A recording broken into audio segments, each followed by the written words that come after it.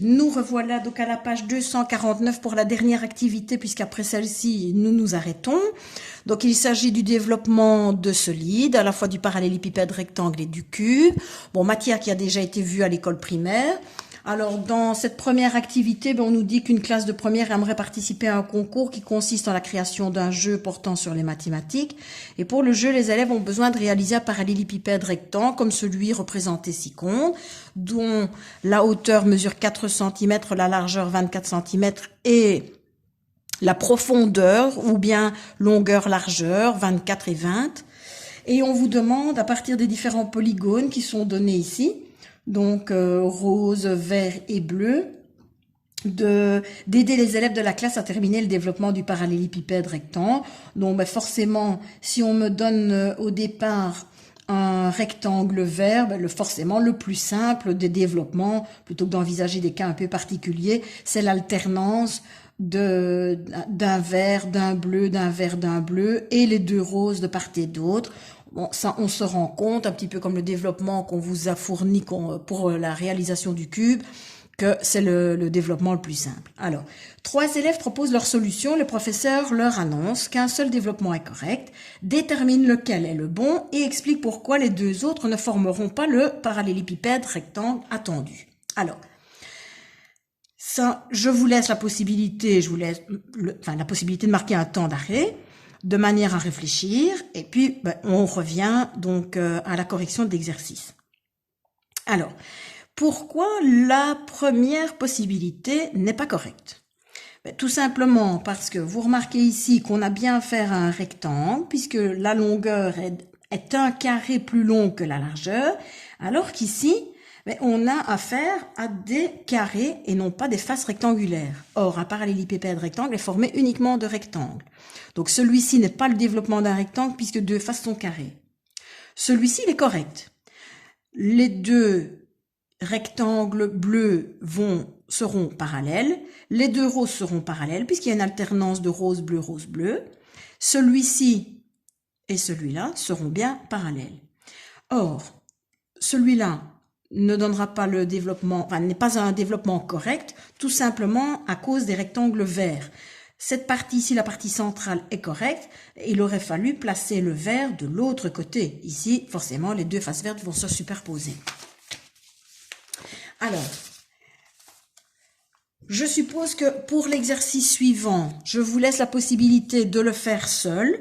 Donc vous devez, ça c'est un exercice qui revient souvent, on vous propose la représentation du solide et son développement et vous devez pouvoir les associer. Faites-le et on y revient juste après la pause. Alors, donc voilà ce que il en ressort. Donc le petit a, qui est un prisme droit à base hexagonale, c'est donc le numéro 5. Celui-ci est un cylindre, donc une surface rectangulaire et 2 disques. Une pyramide à base carrée, j'ai donc une seule face, numéro 2, une seule face carrée et 4 triangles. J'ai ici le cône, donc une face circulaire et une face, et la surface latérale. J'ai un prisme droit à base triangulaire, c'est donc le numéro 3.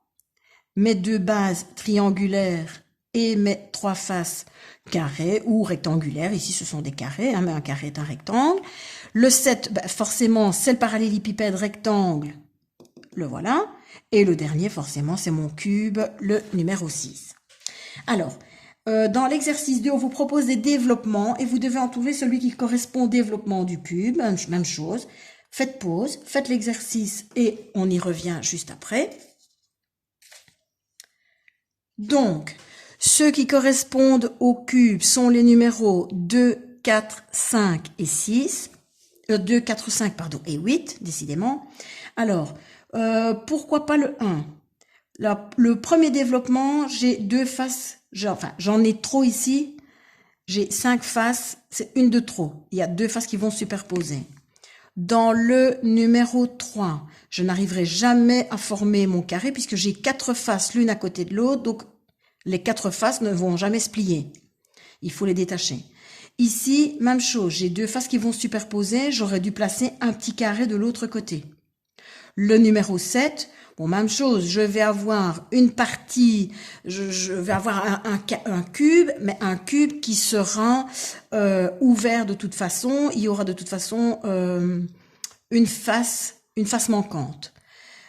Les 4 autres sont corrects. Bon, rien ne vous empêche, sur une feuille quadrillée, même en petit, vous travaillez avec, forcément pas des petits carrés, parce que ça va vraiment être petit, mais en imaginant que ce qui est représenté par un petit carré rose soit représenté par 1 centimètre carré sur votre feuille. Donc 4 petits carrés sur votre feuille quadrillée si vous utilisez des petits carrés.